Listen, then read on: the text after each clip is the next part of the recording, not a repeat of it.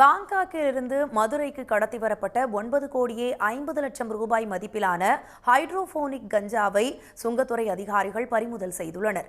இது தொடர்பான தகவல்களை செய்தியாளர் செல்வ சரவணனிடம் கேட்கலாம். செல்வ சரவணன், விவரம் என்ன? மதுரை விமான நிலையத்தில் நேற்று சுங்கத்துறை நுண்ணலைவு புலனாய்வு பிரிவிற்கு ஒரு ரகசிய தகவல் வந்தது. அதனைத் தொடர்ந்து தாய்லாந்து தலைநகர் பாங்காக்கில் இருந்து இலங்கை வழியாக மதுரைக்கு வந்த விமானத்தில் கடத்தல் பொருள் வருவதாக தகவல் அறிந்தது. அதனை அடுத்து சுங்க இலாகா வான் நுண்ணறிவு பிரிவினர் தீவிர சோதனையில் ஈடுபட்டனர். அப்போது ஒரு மர்ம நபர் கொண்டு வந்த பையில் சாக்லேட் பாக்கெட் இருந்தது. அதனை சோதனை செய்த போது 9.5 கிலோ மதிப்பில் உள்ள ஹைட்ரோபோனிக் கஞ்சா பிடிபட்டது. அதனைத் தொடர்ந்து அந்த நபரிடம் சுங்க இலாகா நுண்ணறிவு பிரிவினர் தீவிர சோதனை மேற்கொண்டனர்.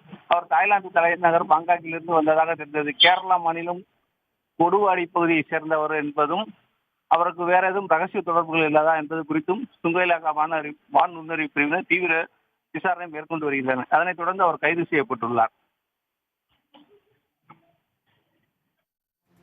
விவரங்களுக்கு நன்றி செல்வ சரவணன்.